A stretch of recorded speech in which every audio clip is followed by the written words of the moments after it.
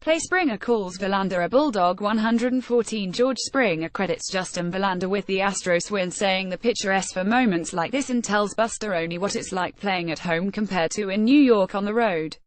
114,750 AMETHOUSTON on a night when Roger Clemens and Nolan Ryan looked on approvingly from behind home plate, and John Smoltz was doing the color commentary in a booth upstairs. Justin Verlander went all Jack Morris before a euphoric home crowd beneath a roof in Houston.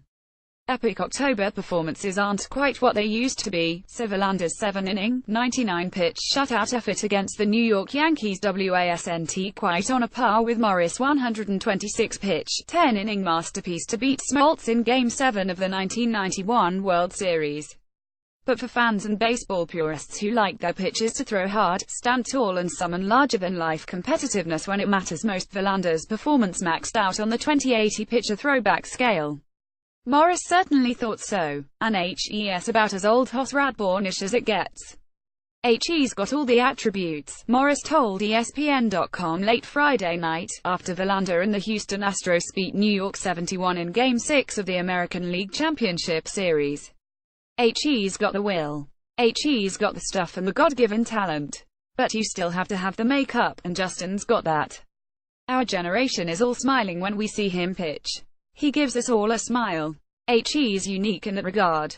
Justin Verlander and George Springer had reason to celebrate after the Astros shut down a Yankees rally in the 7th. Troy Towney now. So today sports, lots of storylines will coalesce into an epic 3-hour-plus span Saturday night in Game 7 at Minute Maid Park. Can CC Sabathia, the old warhorse, crank up the Wayback Machine one more time and pitch the Yankees to their first World Series since 2009? Can the Astros hang in there with Charlie Morton, Lance McCullers and a cast of a half-dozen? And now that Houston's lineup has awakened, can Jose Altuve and friends give Johnny Holstaff a little margin for error? Make no mistake, those questions are only in play because Verlander, a master of elimination games, gave the Houston offense the requisite time to collect itself and emerge from a comatose state. You couldn't turn sideways Friday without encountering a daunting historical comparison. Verlander joined Bob Gibson, Curt Schilling and Sandy Koufax as the fourth pitcher to strike out at least 20 Yankees in a postseason series. With his 11th postseason victory, he moved into a fifth-place tie with Schilling and Greg Maddux on the career list. And he passed Randy Johnson and moved into sixth place with 136 postseason strikeouts. Verlander's 1.21 ERA in elimination games ranks second in MLB history to San Francisco's Madison Bumgarner, a Bunyan-esque figure who once hurled 5 innings of relief in a World Series clincher when he wasn't killing a rattlesnake and saving a rabbit in one fell swoop.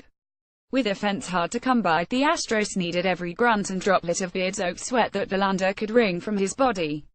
Keep up with the latest as baseball's top teams contend for the title. Ultimate Playoff Guide picks. Altuve, Astros roar back to force Game 7. Verlander's gem earns praise from Morris. Astros pitchers escape scary situations. Sabathia S for big moments. Dodgers seal trip to World Series. Who should Dodgers want next? Insider ranks LCS hitters, pitchers, schedule. Complete coverage. HE's been everything that we could have hoped for and more, Houston manager AJ Hinch said. This guy prepares. He rises to the moment. HE's incredibly focused and locked in during games, and he emptied his tank tonight. The Astros had reason to be concerned after an anemic offensive performance in the first 5 games of the series. The ineptitude continued in the early innings of Game 6, as they flailed against Luis Severino's fastball and grew more exasperated with each at-bat.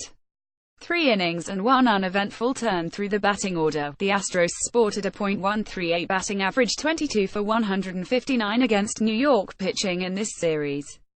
But the Astros had Verlander, and every teammate who had watched him gear up for this start could sense something momentous was about to happen. The guys who are special have that thing, McCullers said.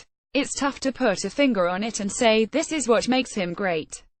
But it's everything he brings to the table. HE's got an amazing work ethic and his preparation is second to none, and HE's an extremely smart pitcher. He really thinks along with the game and understands what HE's trying to do out there. I know it sounds simple, but it's not, especially when the big lights come on and the game starts getting fast. It's not as easy as it sounds to remain calm and stick to your plan. Verlander threw 124 pitches in a complete game, 21 victory in Game 2. and the Yankees had to wonder would he change his pitch mix as an antidote to facing the New York lineup for the second time in 5 days. The chess match between pitchers and hitters is always magnified by the familiarity between adversaries in October. The post-game numbers say Verlander held firm and dictated the terms. He read the Yankees' swings, gauged their adjustments and essentially stayed with a plan that was so effective 5 days earlier. The breakdown for Verlander's 124 pitches in Game 2: fastballs 57%, sliders 31, curveballs 10 and changeups 2. The breakdown for his 99 pitches in Game 6: fastballs 58%, sliders 22, curveballs 15 and changeups 5. There were some anxious moments along the way. In the 6th inning, Gary Sanchez got a green light on a 30 count with 2 runners on base and hit a check swing nubber on a Verlander slider. In the 7th, Verlander walked Greg Bird and hit Starlin Castro to put runners on first and second. But he struck out Aaron Hicks on a 32 slider and benefited from a terrific catch by George Springer to steal extra bases from Todd Frazier for the second out of the inning. Chase Headley followed with a ground out to second, and Verlander's evening was complete. As the Astros jogged off the field, Verlander pumped his fist several times and waited near the first base coach box to give Springer a high five. "I thought homer," Verlander said. "Especially the way the balls have been flying this postseason, and really all year. We don't need to get into that." Hinch saw Verlander expend enough energy to lift his ace for Brad Peacock in the 8th and closer Ken Giles in the 9th, and they were able to bring it home even though Aaron Judge's stratospheric homer off Peacock reminded the crowd of the Yankees' quick strike capability. Here's the craziest thing to contemplate as everyone looks forward to Game 7. When Verlander was asked if he might be available Saturday night, he declined to rule out the possibility. And Hinch wouldn't entirely discount it, either. "He's superhuman, so we'll see how he shows up tomorrow," Hinch said. Judging from the way Verlander's teammates talk about him, they wouldn't be shocked to see him jogging out of the bullpen for an out or 2 in the 9th, should it come to that. "I overheard Brian McCann, Altuve and Carlos Correa all talking about him after the game, and they basically admitted that you play to a different level when he's on the mound," Morris said. "That's because you look out there and see his determination and his will, and you play to his level. That's what happens. Managers probably know their players better than anyone, and I remember a quote I heard once from Jim Leyland. He said, 'Justin is built for this.' And I couldn't agree more."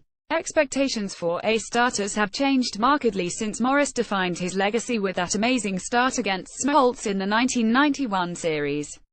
Morris threw 175 career complete games to Verlander's total of 23 and counting.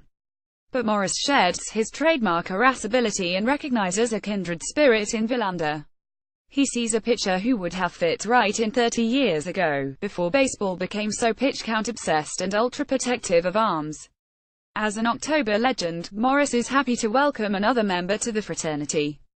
"I would have loved to have been his teammate or to pitch against him," Morris said. "It would have been fun.